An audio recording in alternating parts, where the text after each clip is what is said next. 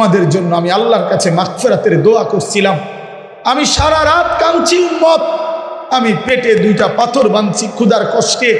আমি তায়েফের রক্তে আমার শরীর এই পরিমাণ রক্ত ঝরছে, আমার পায়ের জুতা পায়ের তালুর সাথে জমাট বাইধা, আমার জুতা খুলতে পারছিলাম না।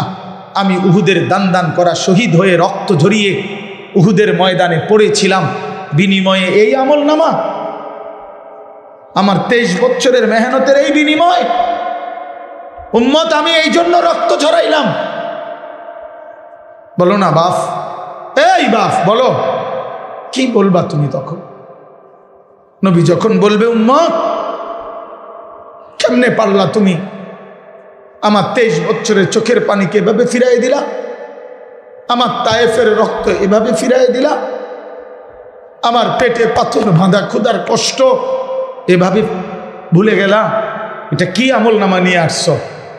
আরে মিয়া, কোনো বাবা যদি তার গ্রামের জায়গা জমি বিটা মাটি বেচা 6 বছর লাগাইয়া ছেলেটারে যদি ইউনিভার্সিটিতে পড়ায়, এই ছেলেটার ইউনিভার্সিটির খরচ দিতে গিয়ে বাবা জমিটা বিক্রি করে ফেলছে, ভিটাটা বিক্রি করে ফেলছে, 3 বেলা না খাইয়া 10 বেলা না খাইয়া বুকে বাইন্দা সন্তানরে টাকাগুলো দিছে।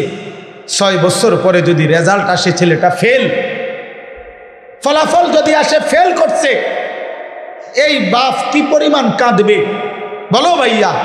এই বাপ কি পরিমাণ কাঁদবে? সে চিৎকার করে গড়াগড়ি খাইয়া বলবে, আমার সন্তান, তুই জানোস না তোর এক একটা টাকার জন্য আমার কি পরিমাণ ঘাম ঝরাইতে হয়েছে মাঠে। আমি ভিটা বেচা ফেলছি, আমি গরু বেচা ফেলছি, আমি সব বিক্রি করে আমি তোরে এতগুলো টাকা জমাইয়া তোরে দিলাম, বিনিময়ে এই ফলাফল। কাঁদবে কি না বলেন? তো নবী বলবে না এটা উম্মত, আমি 23টা বছরের চোখের পানির বিনিময়ে এই, আমার তায়েফের রক্তের বিনিময়ে এই। হ্যাঁ বলো ভাইয়া, বলো, বলেন বাপ, যারা 60 বছর বয়স হয়েছে এখনো বিড়ি সিগারেট ছাড়তে পারলেন না, কখন ছাড়বেন? যাদের বয়স হয়ে গেছে 60 বছর এখনো গালিগালাজ ছাড়া কথা বলতে পারেন না, কখন ছাড়বেন? এখনো সময় হয় নাই? মরতেন না? কবরে যাইতেন না? আলা ইয়াযুন্নু উলাইকা আন্নাহুম মাবউসুন। আল্লাহ কোরআনে বলছে, আলা ইয়াযুন্নু উলাইকা আন্নাহুম মাবউসুন। এই নাফরমান, এমন করছো কেন বান্দা? তুমি কি হাসরের ময়দানে উঠবা না? আল্লাহ জিজ্ঞেস করছে, আল্লাহ নিজে বলছে বন্ধু, আরে বান্দা এরম করস কা? এত মিথ্যা, এত চুরি, এত ডাকাতি, এত জিনা, এত বেবিচার, এত মদ, এত জুয়া, এত নারী, এত ছবি, এত উলঙ্গ দৃশ্য দেখছস কেন বান্দা? তুই কি হাসরের ময়দানে উঠবি না বান্দা? তুই কেমনে আমারে দেখাইবি? তুই আমি আল্লাহর সামনে কেমনে দাঁড়াইবি বান্দা?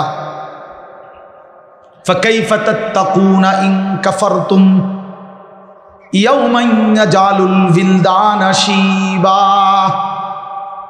রব্বে করিম আল্লাহ বলে, বান্দা দিবানিশি যে আমি আল্লাহর নাফরমানি করছো বান্দা। আল্লাহ বলে, বান্দা আমি জানতে চাই বান্দা, এই যে দিবানিশি নাফরমানি করছো, ওই হাসরের দিন তুমি কেমনে বাঁচবা বান্দা? এই হাসরের দিন জানো নাকি বান্দা? একদিনেই তো দুঃখ, কষ্ট, যন্ত্রণা আর আযাবে। হাসরের একদিনেই কোলের বাচ্চা বুড়া হয়ে যাবে, বুড়া হয়ে যাবে। ফাকাইফা তাত্তাকুনা ইন কাফারতুম ইয়াওমান ইয়াজালুল বিলদানা শিবা। একদিনেই কোলের বাচ্চা বুড়া হয়ে যাবে। মানুষ বলে না যে এই একটা 15 দিনের এই যন্ত্রণায় আমার চুলটা পাইকা গেছে, বলে কি না বলে? এই 3 মাসের বেদনায় আমার চুল পাইকা গেছে। রব্বে করিম বলে, আখিরাতের একদিনের যন্ত্রণায় কোলের বাচ্চা বুড়া হয়ে যাবে। অতএব বন্ধু আমার, আমি এক শব্দ মনে করাইলাম, একটা শব্দই মনে করাইলাম, ইয়া আইয়ুহাল্লাযীনা আমানু, হে ঈমানদার, হে ঈমানদার। এটা আল্লাহ তাআলার বহুতই মহব্বতের শব্দ, বহুতই মহব্বতের শব্দ।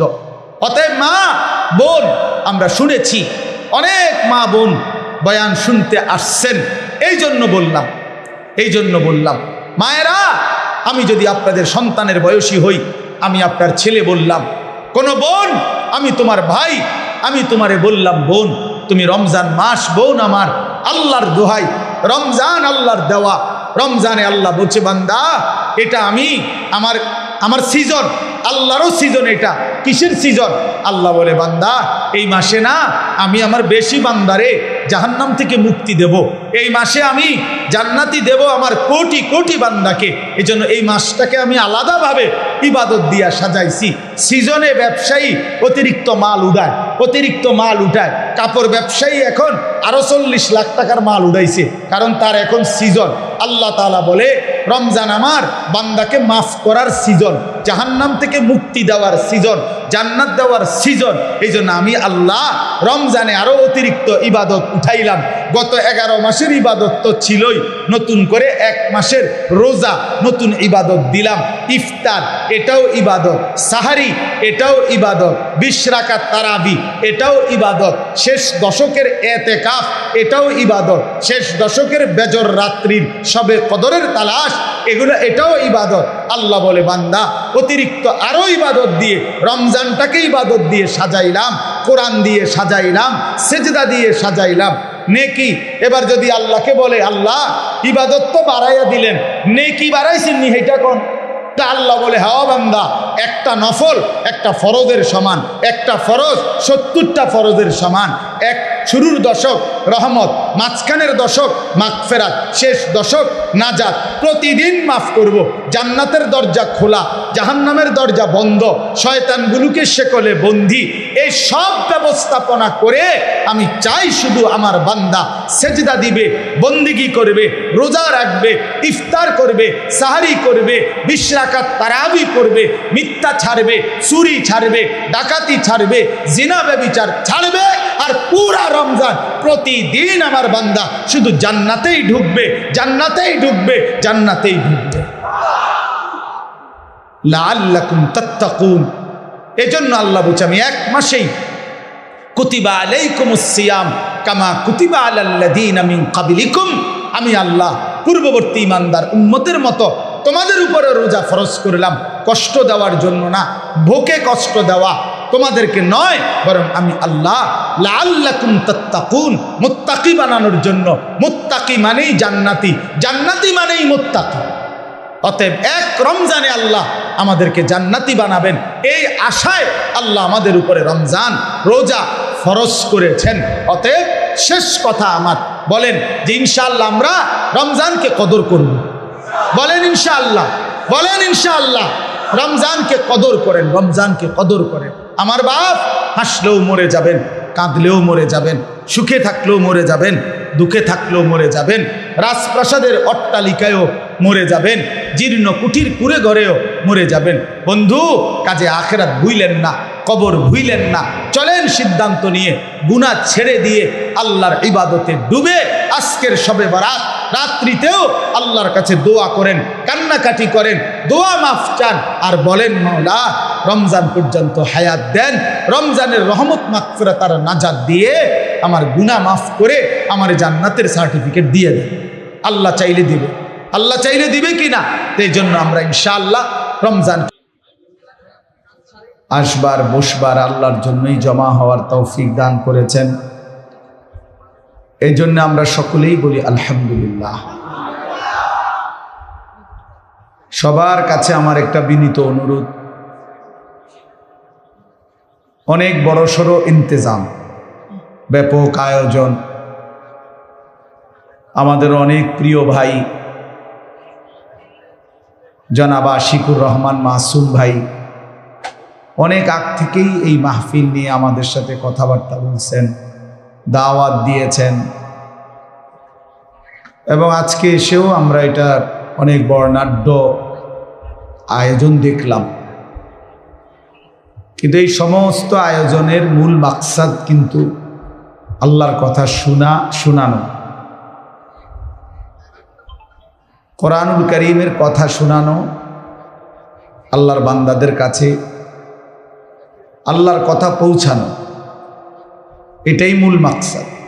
আমি ওনারে বারবার জিজ্ঞাসা করছি ব্যক্তিগতভাবে মাসুম ভাইকে, অন্য কোনো উদ্দেশ্য আছে কিনা? উনি বলছে, না হুজুর, অন্য কোনো উদ্দেশ্য নাই আমার, আল্লাহর জন্যই করা, আখিরাতের আশাতেই করা। তো অনেক নওজোয়ান ছেলে আলহামদুলিল্লাহ খুব কষ্ট মেহনত মুজাহাদা করতেছে।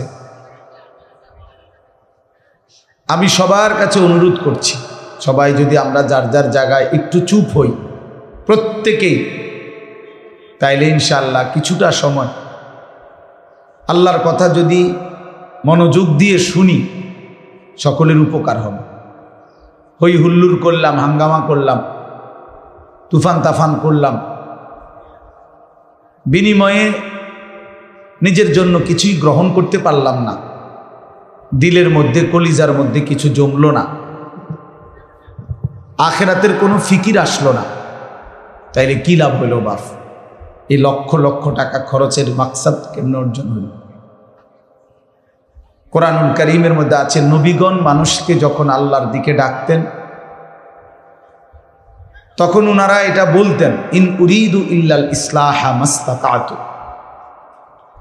সমস্ত নবীগণ এটা বলতেন যে, হে আমার জাতি, দিবা নিশি তোমাদের আল্লাহর দিকে ডেকে আমার একটাই উদ্দেশ্য, আর কোনো উদ্দেশ্য নয়, শুধুই ইসলাহ, তোমাদের সংশোধন, তোমাদের জিন্দেগির পরিবর্তন, মাস্তাতাতু, আমার সাধ্যের সবটুকু দিয়ে। তাহলে প্রত্যেক নবী তার সাধ্যের সবটুকু দিয়ে চাইতেন উম্মতের পরিবর্তন, ইসলাহ, সংশোধন। হাদিসের মধ্যে আছে, আল্লাহর নবী সাল্লাল্লাহু আলাইহি ওয়াসাল্লাম সাহাবায়ে কেরামের কাছে বলছেন যে, সাহাবীরা, আমার এক এক উম্মতের প্রত্যেকটা ব্যক্তিকে জাহান্নাম থেকে বাঁচাইবার জন্য আমি রাসূলের ফিকিরটা এমন যে, ওয়া আনা আখিযুন বিহুজাজিকুম, আমি শেষ পর্যন্ত আমার উম্মতের কোমর ধরে, কোমরের মধ্যে পেঁচাইয়া ধইরাও আমি চেষ্টা করছি জাহান্নামের আগুন থেকে বাঁচাইতে। অর্থাৎ সহজ কথা হইল, মনে করেন কেউ যদি কারো হাতে ধরে ফেরাইতে চায় যে, ভাই এটা আগুন, তুই যাস না, তুই জ্বলে যাবি, তাইলে সে হয়তো হাত ছাড়াই দিছে, তাই না?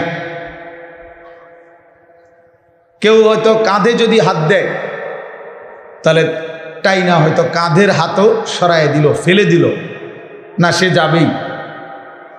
কিন্তু কেউ যদি কোমরে জড়াইয়া ধইরা বলে, না বন্ধু, আমি তোকে ওই আগুনে পড়তে দিব না, শক্ত করে জড়াইয়া ধরে কোমরে, তো এইবার কিন্তু ছুটে যাওয়া কঠিন, কোমরের বাঁধন ছেড়ে দেওয়া কঠিন। অর্থাৎ আমি তোমাকে ফেরাবই, তোমার আমি জাহান্নামের আগুনে পড়তে দিব না, ওই আগুনে ধ্বংস হইতে দেব না। ঠিক আল্লাহর নবী সাল্লাল্লাহু আলাইহি সাল্লাম বলছেন, উম্মত, আমার দিল চায় যে আমি আমার উম্মতের প্রতিটা সদস্যকে কোমরে ধরে ধরে জাহান্নামের আগুন থেকে বাঁচাই। অর্থাৎ কোনোভাবেই একজন উম্মত জাহান্নামের আগুনে পড়ুক, আমি এটা চাই না। আমাদের দাওয়াত ও তাবলীগের সারা বিশ্ববিখ্যাত মুরব্বী হযরত মাওলানা আহমদ লাট সাহেব দামাত বারাকাতুহুমুল আলিয়া, তিনি বলছেন এই কথা যে, প্রিয় নবী সাল্লাল্লাহু আলাইহি ওয়াসাল্লাম এবং সমস্ত সাহাবায়ে কেরাম, ওনাদের ফিকির কি ছিল? ওনাদের জিন্দেগির একটা মূল ফিকির ছিল আল্লাহ পাকের এক এক বান্দা কিভাবে জাহান্নাম থেকে বাঁচবে, জাহান্নাম থেকে কিভাবে বাঁচবে, জাহান্নাম থেকে কিভাবে বাঁচবে। কোরআনুল কারীমের মধ্যে আছে, আল্লাহ তাআলা বলছেন, ওয়া কুনতুম আলা শাফা হুফরাতিম মিনান নার ফাআনকাযাকুম মিনহা। আল্লাহ তাআলা বলেন, বান্দা, তোমরা নাফরমানি আর সীমা লঙ্ঘনে একেবারে জাহান্নামের আগুনের কিনারায় পৌঁছে গেছিলাম। মনে করেন এই টিস্যু বক্স এখানে চলে আসছে, এবার আর এক ধাক্কা দিলেই এটা পড়ে যাবে। তো আল্লাহ তাআলা বলছেন, বান্দা তোমরা আইয়ামে জাহিলিয়ার এই সমাজ, অন্ধকারাচ্ছন্ন সমাজে যাবতীয় অন্যায়, অশ্লীলতা, বেহায়াপনা, কুফর, শিরিক, আল্লাহর নাফরমানি করতে করতে জাহান্নামের আগুনের পাশে চলে আসছিলাম। আমি আল্লাহ দয়া করে আমার বন্ধুকে পাঠালাম, কোরআন নাজিল করলাম। এই কোরআনের মাধ্যমে, আমার বন্ধুর মাধ্যমে আমি আল্লাহ তোমাদেরকে জাহান্নামের সেই কিনারা থেকে রক্ষা করে দিলাম, উদ্ধার করে দিলাম। এই জন্য দোস্ত, আমার বন্ধু, আমার ভাই, আমার ফিকির এটা হওয়া চাই, মূল ফিকির এটা। এই ইন্তেজাম, প্রতিটা ওয়াজ, প্রতিটা নসিহত, প্রতিটা মাহফিল এর মূল মাকসাদ হওয়া কিভাবে আল্লাহ পাকের এক এক বান্দা জাহান্নাম থেকে বাঁচবে, জাহান্নাম থেকে বাঁচবে। কোরআনুল কারীমের মধ্যে আছে, আল্লাহ তাআলা নিজে বলছেন, ফাআনযারতুকুম নারান তালাযযা। আল্লাহ নিজে বলছেন, বান্দা আমি আল্লাহ তোমাকে প্রজ্বলিত লেলিহান আগুনের শিখা, জাহান্নামের আগুনের ভয় দেখাচ্ছি। আল্লাহ নিজে বলছে, আমি ভয় দেখাচ্ছি বান্দা, খামখেয়ালি করো না, খামখেয়ালি করো না। কোরআনুল কারীমে আল্লাহ বলছে, ফায়াউমা ইদিল্লা ইউআযযিবু আযাবাহু আহাদ ওয়ালা ইউসিকু ওয়াসাকাহু আহাদ। আল্লাহ তাআলা বলে, নাফরমান বান্দা মনে রেখো, হাসরের দিন আমি আল্লাহ তোমার এমন শাস্তি দেব, এমন আযাব দেব বান্দা, যেই আযাব জীবনে তোমাকে কেউ কোনোদিন দেয়নি, যেই শাস্তি তুমি কোনোদিন কল্পনাও করতে পারো নাই। এর চাইতে কঠিনতর শাস্তি আমি আল্লাহ তোমাকে দেব। ওয়ালা ইউসিকু ওয়াসাকাহু আহাদ। আল্লাহ তাআলা বলে, বান্দা আমার ফেরেশতারা হাসরের ময়দানে তোমারে এমন বাধা বাঁধবে, এমন কঠিন শক্ত বাঁধন তোমার জগতে জীবনে কেউ বাঁধে নাই, বাঁধে নাই। অতএব আল্লাহ তাআলা নিজে জাহান্নামের ভয় দেখাইছে, রাসূলুল্লাহ সাল্লাল্লাহু আলাইহি ওয়াসাল্লাম নিজে জাহান্নামের ভয় দেখাইছে। অতএব এটা মামুলি বিষয় না বাপ। যেদিন প্রথম আল্লাহর নবী সাল্লাল্লাহু আলাইহি সাল্লাম নিজের জাতিকে প্রথম যেদিন আল্লাহর দিকে ডাকছেন, এক সাফা পাহাড়ের টিলার উপরে দাঁড়িয়ে, পাদদেশে দাঁড়িয়ে নবীজি তার বংশের লোকদেরকে ডাকছিলেন। এই প্রথম যেদিন কালেমার দাওয়াত দিছেন, সেদিনই নবীজি বলছেন, ইন্নী নাযীরুন লাকুম বাইনা ইয়াদাই আযাবুন শাদীদ। আল্লাহর নবী সাল্লাল্লাহু আলাইহি সাল্লাম বলছেন, হে আমার স্বজনরা, চাচারা, মামারা, হে আমার আত্মীয়, আপনারা বংশধরেরা, শুনেন, আমি আপনাদেরকে ভয় দেখাচ্ছি এক কঠিনতর আযাবের, এক ভীষণ আযাবের ভয় দেখাচ্ছি। এই সেদিন থেকে কথা শুরু করছে। কোরআনুল কারীমের মধ্যে আছে, আল্লাহ তাআলা বলছেন, নবীজি কম্বল গায়ে দিয়ে শুইছে। আল্লাহ বলছে, বন্ধু শুয়ে গেলেন, কম্বল গায়ে দিয়ে শুইলেন বন্ধু। আমার কোটি কোটি বান্দা আল্লাহ চেনে না, আখিরাত চেনে না, বন্দেগী চিনে না, গোলামি চিনে না, অন্ধকারের এক জিন্দেগিতে কাটাচ্ছে, নাফরমানির এক জীবনে হাবুডুবু খাইতেছে। কুম ফাআনজির, কোরআন শরীফে আছে, আল্লাহ বলছে, কুম, আরে দোস্ত ছাড়েন কম্বল, বিছানা ছাড়েন বন্ধু, কুম দাঁড়ান, আপনি ওঠেন, ফাআনজির, আমার বান্দাদেরকে ভয় দেখান, জাহান্নামের ভয় দেখান, কবরের ভয় দেখান। আল্লাহ বলছেন, সেই যে নবী উঠলেন, সেই যে নবী দাঁড়াইলেন, সেই যে নবী দুয়ারে দুয়ারে কালেমার ফেরি করলেন, উম্মতকে ফেরাইবার চেষ্টা করলেন, আর থামলেন না। 23টা বছর পরে আল্লাহর কাছেই ফিরে গেলেন। আর এই 23 বছর লাগাতার দাঁড়ে দাঁড়ে, দুয়ারে দুয়ারে, সর্বত্র আল্লাহর দ্বীনের কথা বলছেন। কোনোখানে হাটে ঘাটে, মাঠে বাজারে, 1 জন 10 জন, রাতে দিনে, উপরে নিচে, দুয়ারে দুয়ারে, সর্বত্র বলে গেছে। কেন? আমার উম্মত যেন জাহান্নাম থেকে বাঁচে।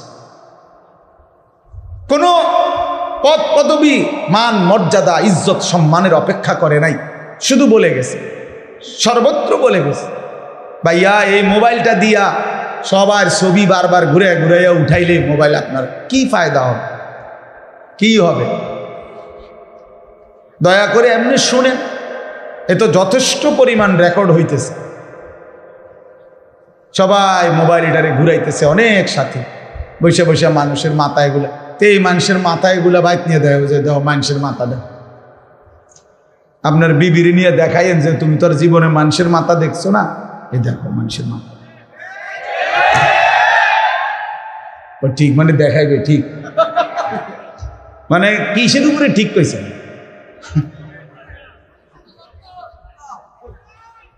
এই জন্য বললাম নবী সাল্লাল্লাহু আলাইহি ওয়াসাল্লাম দুয়ারে দুয়ারে ঘুরলেন, দুয়ারে দুয়ারে, দুয়ারে দুয়ারে, পাথরের আঘাত সয়েও কালেমার দাওয়াত দিছেন।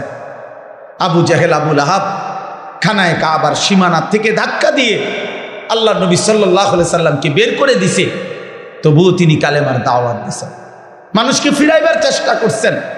উটের পচা নারী ভুড়ি পিঠের উপরে চাপায়া দিছে, তবুও তিনি আবার দাঁড়িয়ে আল্লাহর কথা বলছেন, শুধু বলেই গেছেন সর্বত্র, কভি আরশ পর, কভি ফরশ পর, কভি উনকে দর, কভি দর বদর, গমে आशिकी तेरा शुक्रिया, मैं कहां कहां से गुजर गया, कभी रास्तों में तन्हा, कभी हो गुरूद सहरा, मैं जुनू का हम सफर हो, मेरा कोई घर नहीं है। নবী যেন বলতেন আমার কোনো ঘর নাই, কখনো উপরে কখনো নিচে, কখনো তার কাছে কখনো তার কাছে, কখনো দুয়ারে দুয়ারে। আল্লাহর পথে সমস্ত ব্যথা বেদনা, দুঃখ যন্ত্রণা, অপমান লাঞ্ছনা, প্রতিটা আঘাতের বিনিময়ে আল্লাহর নবী বলতেন, মাওলা তোমার শুকরিয়া, তোমার কথা বলতে গিয়েই আঘাত পেয়েছি, তোমার জন্যই রক্ত জড়িয়েছি, তোমার জন্যই লজ্জিত হয়েছি, গমে আশিকি তেরা শুকরিয়া, তোমার ভালোবাসার যত দুঃখ বেদনা সব সইলাম, সব কিছুর জন্য তোমার শুকর, তোমার পথেই বেইজ্জতি হয়েছে। এইভাবে নবীজি দাওয়াত দিছে। এই জন্য প্রিয় ভাই, আমার প্রথম কথা এটা, আজকের এই বর্ণাঢ্য আয়োজনে আমি দিল থেকে, আমার দিলের তামান্না, ইচ্ছা, আমি বললাম এত সুন্দর এত বড়সড় আয়োজন, আরো যেন ফিকির সামনের দিনে, মূল ফিকির যেন হয় উম্মতের হেদায়েত, মূল ফিকির যেন হয় কওম ও মিল্লাতের পরিবর্তন। আমার এই যুবক কিভাবে বদলাবে, আমার এই কিশোর নওজোয়ান কিভাবে ফিরবে, আমার বয়স্ক বাবারা কিভাবে আখিরাতের পুঁজি বাড়াবে, আমার মা বোন কিভাবে পর্দানসীন হবে, আমার এলাকার, আমার পাড়ার, আমার মহল্লার, আমার দেশ, আমার জাতির এই ফিকির আরো কার্যকর কিভাবে করা যায়, আল্লাহ তাআলা যেন প্রিয় ভাই মাসুম ভাইকে এবং তার এই সঙ্গী সাথীদেরকে তৌফিক দান করে। আমরাও ইনশাআল্লাহ হায়াতে বাঁচতে এর জন্য যত পরামর্শ দিতে হয় আমরা দেব ইনশাআল্লাহ, আমরা সহযোগিতা করব। কিন্তু আমার দিলের কথা হলো এটা শুধু যেন লৌকিকতা না হয়, প্রদর্শন। লোক হইছে বেটা, একটা তুফান গেছে, বেটা একটা তুফান গেছে, না দোস্ত, এটা কোনো বিষয় না। আল্লাহর বান্দাদের দিলের হালাত কি হইছে, মহল্লার ছেলেদের অবস্থা কি হইছে, এটা দেখা উচিত। আমরা কিতাবে পড়ছি, হযরত হাসান বসরি রাহমাতুল্লাহ আলাইহি বলতেন, এক বড় বুজুর্গ ছিলেন জগৎ বিখ্যাত, তিনি বলতেন, আমরা যখন আমাদের জামানায় জানাজা পড়তাম, তো আমরা জানাজার মাঠে গেলে সকলে এই পরিমাণ কাঁদত, ওই লাশ দেখে নিজের কবরের ভয়ে, মৃত্যুর ভয়ে। উনি বলেন, আল্লাহর কসম কেউ বলতে পারত না স্বজনটা কার, মানে মূলত লোক মারা গেছে কার, আলাদাভাবে চিহ্নিত করার কোনো কি ছিল না, উপায় ছিল। সবাই কাঁদতেছে, সবাই কাঁদতেছে এক তালে। তো নির্ধারিত কার আত্মীয় এটা আর বুঝতাম না আমরা। এমন ছিল আমাদের লাশ দেখে আখিরাতের ফিকির। তাইলে দোস্ত এটা ফিকির হওয়া উচিত, এটা ফিকির হওয়া উচিত। কেমনে বাঁচবে কবর থেকে? আজকে তোমরা অনেক নওজোয়ান, মাশাআল্লাহ, অনেক কিশোর নওজোয়ান বাপ, তোমাদের কাছে অনুরোধ বাপ, আগামীর ইসলাম তোমাদের জন্য অপেক্ষমান, আগামীর কালেমার পতাকা তোমাদের জন্য অপেক্ষমান। সারা পৃথিবীতে আল্লাহর কসম, এটা বর্তমান সময়ের এটাই বিশ্লেষণ যে আগামীর পৃথিবী ইসলামের পৃথিবী, আগামীর পৃথিবী কোরআনের পৃথিবী। সারা পৃথিবীতে আলহামদুলিল্লাহ মজলুমের বিজয় হচ্ছে, জালেমের পরাজয় হচ্ছে। জালেম শুধু পরাজিত না, যেখানেই জালেম হেরে যায় ওইখানেই জালেম ভাগ্যা যায়, ভাগ্যা যায়, জাগাত থাকে না, ভাগ্যা যায়, পলায় যায়। হ্যাঁ, শুধু বাংলাদেশের জালেম পলাইছে 5ই আগস্ট, শুধু এটা না, বরং সিরিয়ার জালেমও 8ই ডিসেম্বর বাশার আল আসাদ নামের জালেমও পলাইছে। হ্যাঁ, এর আগে তিউনিসিয়ার জালেম পলাইছিল, আফগানিস্তানও এক জালেম এই তালেবানের আগে ওরা পলাইছে। বারবার যেখানে জালেম হেরে যায় সেখানে পলায়া যায়। মজলুমের পতাকা ওড়ে, ইমানদারের পতাকা ওড়ে। অতএব নওজোয়ান ভাই আমার, বন্ধু আমার, মনে রাখো দোস্ত, মোবাইলের মাধ্যমে জীবনের শেষ সুখ তালাশ কইরো না, মোবাইলের মধ্যেই জীবন শেষ করে দিও না বন্ধু। এই নারী, এই ছবি, এই অশ্লীল দৃশ্য, এই মাতলামির এই জিন্দিগি। প্রিয় নওজোয়ান, তোমরা মুসলমান, একটা চুলের ফ্যাশনের উপরে জীবন শেষ করো না, একটা জামার ডিজাইনের উপরে জীবন শেষ করে দিও না, একটা প্যান্টের ডিজাইনের জন্য জিন্দিগি শেষ করে দিও না, একটা মেয়ের জন্য জীবনের 5টা বছর নষ্ট করে দিও না। আমার বন্ধু, নষ্ট করো না তুমি। তোমার দ্বারা অনেক স্বপ্ন আছে, তোমার নিয়ে অনেক সম্ভাবনা আছে, তোমার নিয়ে অনেক স্বপ্ন আছে। আগামীর পৃথিবীতে তুমি কালেমার পতাকা উড়াবা, আগামীর পৃথিবীতে তুমি ইসলামের পতাকা উড়াবা। আল্লাহর নবীর এমন সাহাবী ছিল, ইসলামের ইতিহাসে এমন মুজাহিদ ছিল, যাদের স্ত্রীরা তাদের বাসর রাতের কোরবানি করে স্বামীরে প্রথম রাতেই মাথায় পাগড়ি বেঁধে যুদ্ধের ময়দানে ছেড়ে দিয়েছে, বলেছে স্বামী যাও, আল্লাহর জন্য জান দাও, আর হাসরের ময়দানে তোমার সাথে দেখা হবে, যাও। অতএব দোস্ত আমার, এক নারীর জন্য তুমি না, এক ছবির জন্য তুমি না, এক অশ্লীল দৃশ্যে তুমি হেরে যেও না, হাইরা যাও না। আমি অনুরোধ করছি, আমার 17 বছরের নওজোয়ান, ইসলামের ইতিহাসে 17 বছরের নওজোয়ান মোহাম্মদ ইবনে কাসেম রাহমাতুল্লাহ আলাই, এই হিন্দুস্তান বিজয়ের মহানায়ক মোহাম্মদ ইবনে কাসেম, উনি 17 বছরের টকবগে যুবক ছিলেন। আরব থেকে সাগর পাড়ি দিয়ে এসে সিন্ধু প্রদেশ ভারতের রাজা দাহিরকে পরাজিত করে তিনি কালেমার পতাকা উড়িয়েছেন। সুলতান ইখতিয়ার উদ্দিন মোহাম্মদ বিন বখতিয়ার খিলজি রহমতুল্লাহ আলাই মাত্র 17 জন যোদ্ধা নিয়ে আমার এই বাংলা মুলুক, তিনি হিন্দু রাজা লক্ষণ সেনকে পরাজিত করে কালেমার পতাকা উড়াইছেন। হ্যাঁ, অতএব